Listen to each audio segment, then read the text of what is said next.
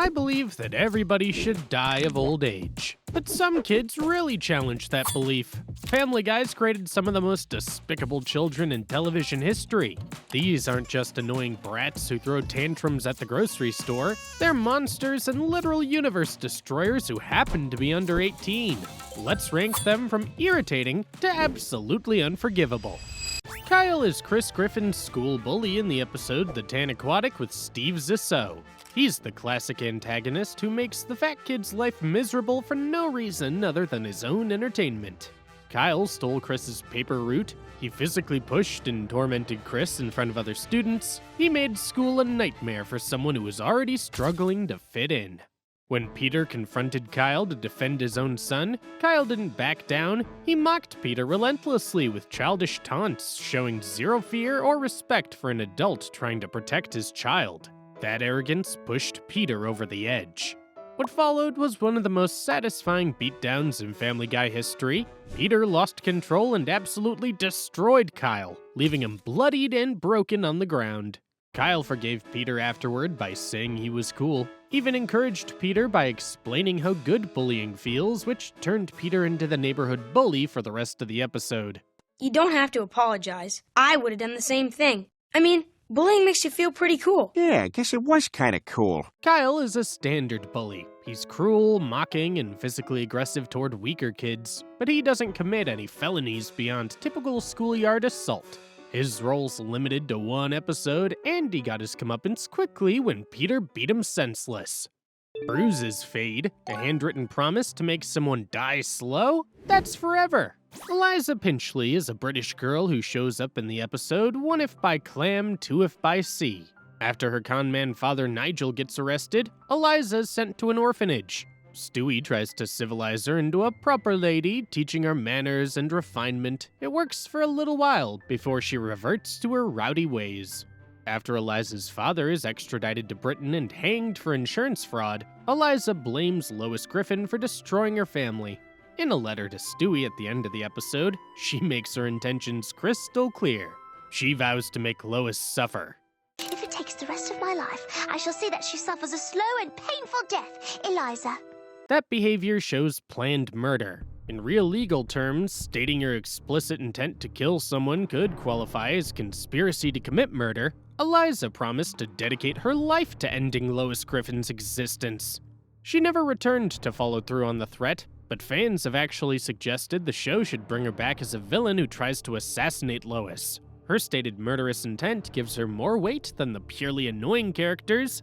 Eliza comes closest among the minor brats to deserving death because she explicitly promised to commit it. Eliza swore revenge in a letter, but Olivia doesn't need a weapon. She'll destroy you with a smile and a fake marriage.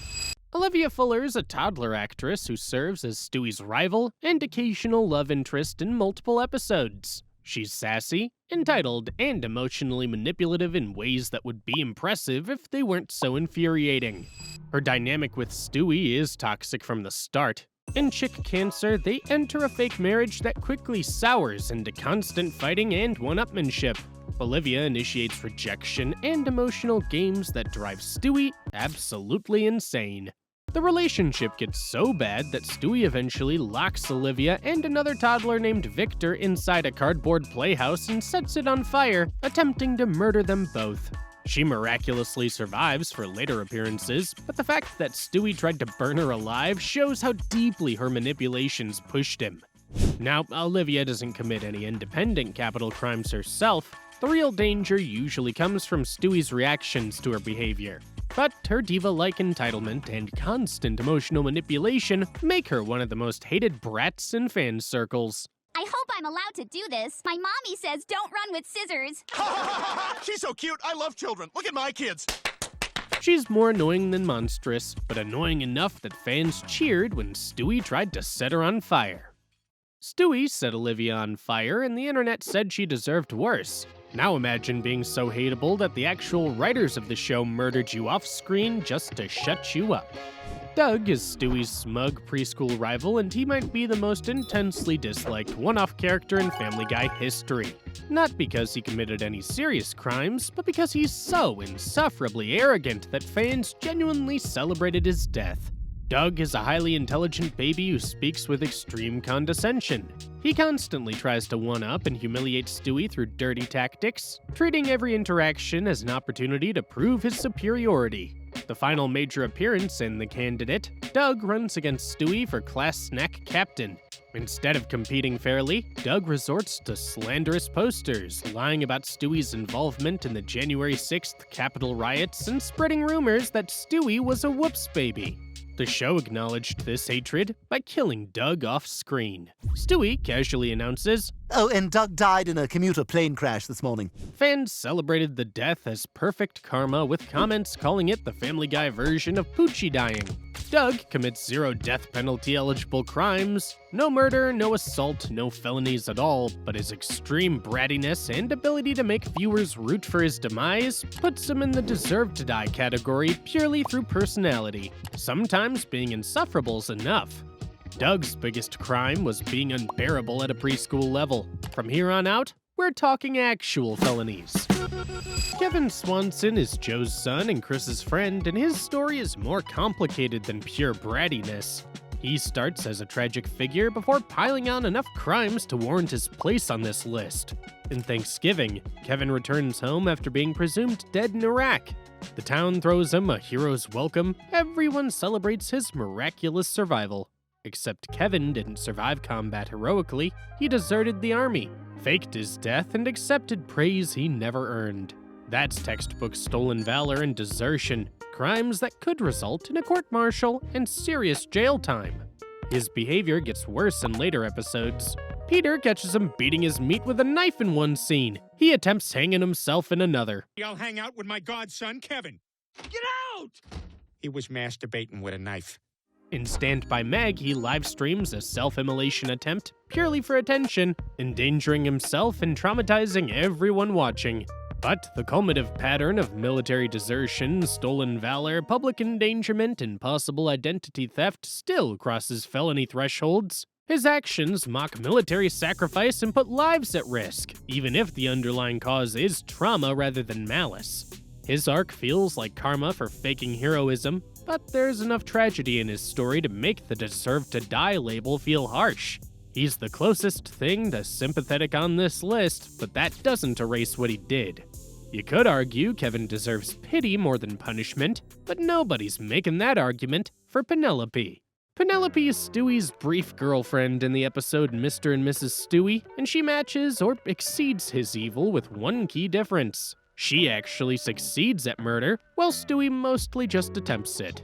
Penelope has already successfully decapitated her own mother before she even meets Stewie. That's confirmed on screen. She accomplished matricide before most babies learn to walk.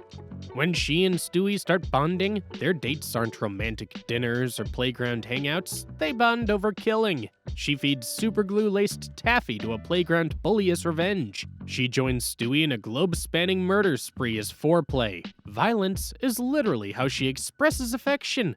The relationship falls apart when Penelope demands that Stewie murder Brian to prove his love. When Stewie hesitates, Penelope takes the job herself, escalating to attempted murder of a family member without a second thought. Fans call her truly evil baby love for treating homicide as intimacy. It appears I'll have to kill him myself. What? I knew you were too weak to do this. You're nothing but a coward. No, Penelope, wait! Unlike Stewie, there's nothing conflicted about Penelope. Her actions are premeditated capital offense committed without remorse or hesitation. Successful murder, conspiracy to kill, and global terror make her irredeemably sociopathic. Penelope killed her own mother and called it a Tuesday, and somehow, she's not even the most dangerous baby on this list. Bertram is Stewie's half-brother and nemesis. He represents pure psychopathy taken to cosmic levels. There's 0 redeeming qualities, 0 moments of charm or vulnerability, just pure, unadulterated evil. Born via sperm bank mishap from Peter Griffin, Bertram battles Stewie as a sperm cell and later as a toddler. Their rivalry is intense, but Bertram's endgame goes far beyond sibling competition. In The Big Bang Theory, Bertram travels back in time to kill Leonardo da Vinci, knowing that da Vinci is Stewie's ancestor. If da Vinci dies before having children, Stewie will never exist. On television now? No. In the past 20 years? Yes. Is it Richard Mulligan? Yes! But here's what makes Bertram truly monstrous. Stewie and Brian explicitly warn him that killing Da Vinci won't just erase Stewie, it would unravel the entire fabric of reality. The universe itself will cease to exist. Every person who ever lived, everyone who will ever live, all of existence will simply end. Bertram's response? Worth it. He proceeds with the plan anyway, fully aware that he's committing omnicide just by winning a grudge match against his half-brother. He would rather end all of existence than let Stewie continue living. Stewie eventually stops Bertram with a crossbow bolt to the head, saving the universe from his insane grudge. It's one of the few deaths in the show that feels like genuine heroism rather than revenge. No conflict here. Bertram deserved death more than anyone else on this list. Attempting to destroy all of existence over sibling rivalry is the ultimate capital crime.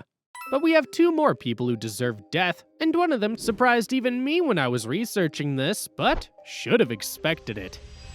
Stewie Griffin is objectively one of the most evil characters in Family Guy history.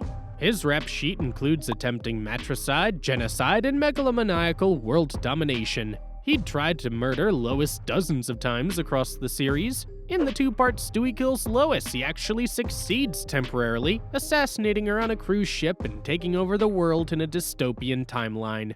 Well, you can play innocent all you want. I am going to find the evidence to put you away, starting by proving that you were on that cruise ship the night Lois disappeared. His schemes involve weather-controlled devices to destroy populations, time machine plots to erase entire timelines, and enough murder attempts to fill a prison database.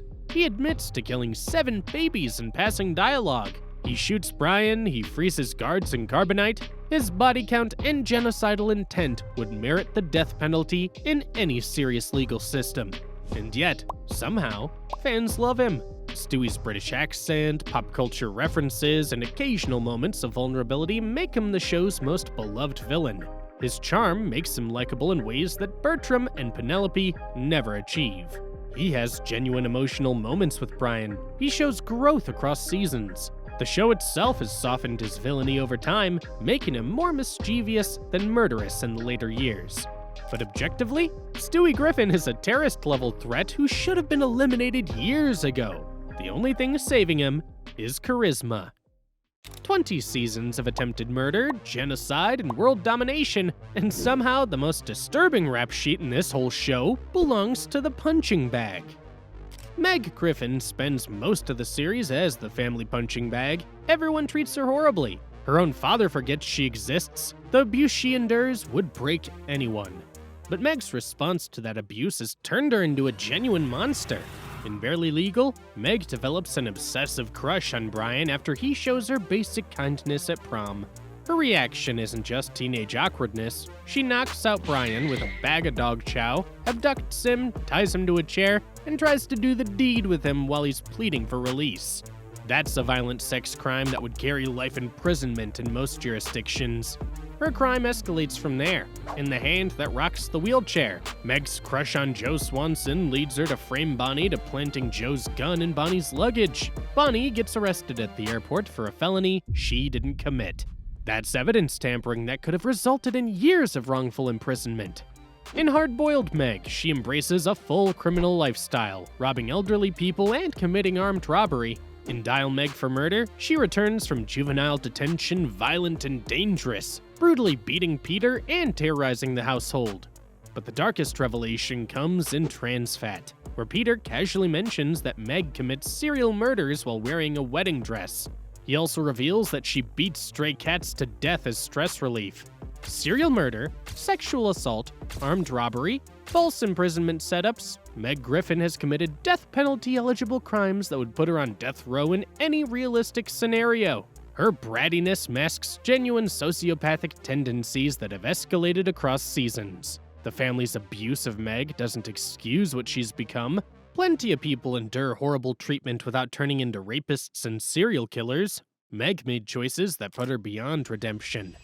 Family Guy has created some truly despicable children over the years. From annoying rivals like Doug to universe-destroying maniacs like Bertram, these kids range from irritating to genuinely evil. But none of them compare to Connie D'Amico, the queen of teenage sociopathy who made Meg's life a living hell for decades. We covered her entire rap sheet in a dedicated video, including the time she literally melted Meg's face off with the Ark of the Covenant. If you want to see the ultimate bratty kid takedown, check out our video on every time Connie D'Amico deserved to die. Trust me, her crimes make everyone on this list look almost reasonable.